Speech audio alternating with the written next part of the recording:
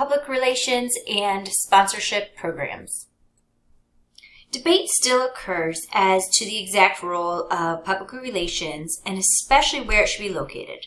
So some argue that PR is different than marketing and it should be its own department.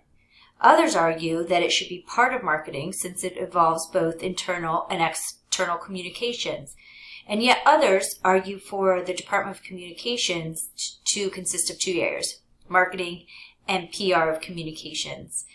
The unit of a company that manages publicity and other communications with all groups that has contact with a firm is the Department of Public Relations. Capturing hits is a goal of public relations. A hit is the mention of the company's name or its brands in a news story or any media. So, for example, a news story about steering problems in Toyota vehicles is an example of a public relations hit. For individuals involved with PR, it's important to develop a strategy that fits with the IMC effort so that the company speaks with one voice.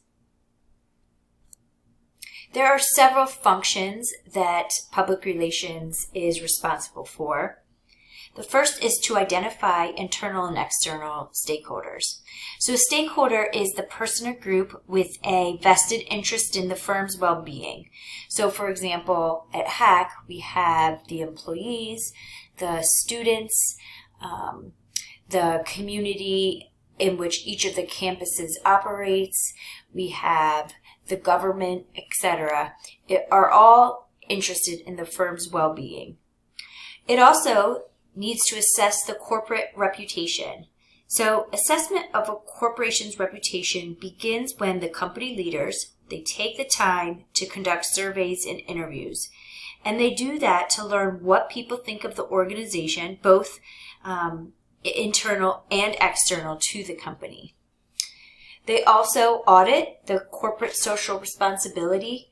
So companies have an obligation to act ethically and to consider the needs of society. It is the responsibility of management to ensure the company and its employees act in a socially responsible manner. And today, consumers expect corporate transparency. In other words, nothing is happening behind closed doors, and the public has access to what the company is doing internally. They are also to create positive image building activities. This can be either cause related, so attaching themselves to, for example, a nonprofit.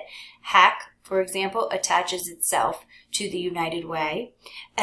Or green marketing is another way to create positive image building.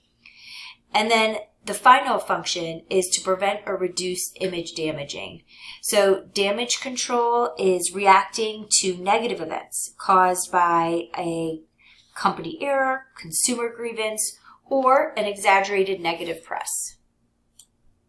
To build brand equity and positive feelings toward a company, companies often engage in sponsorships and event marketing.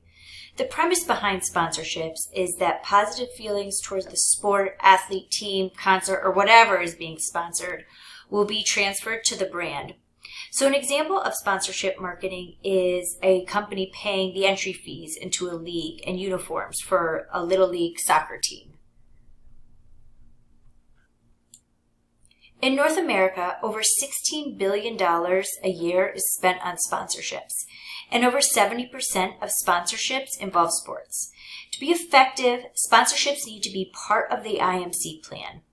A sponsorship is an excellent way to build brand awareness and customer loyalty.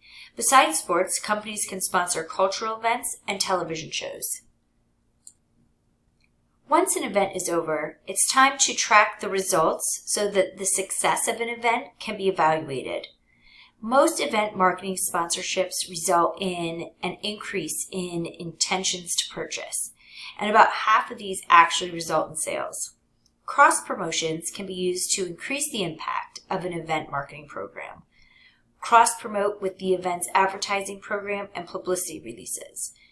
Cross promote with other event sponsors. Public relations, sponsorships, and event marketing are important in the global market.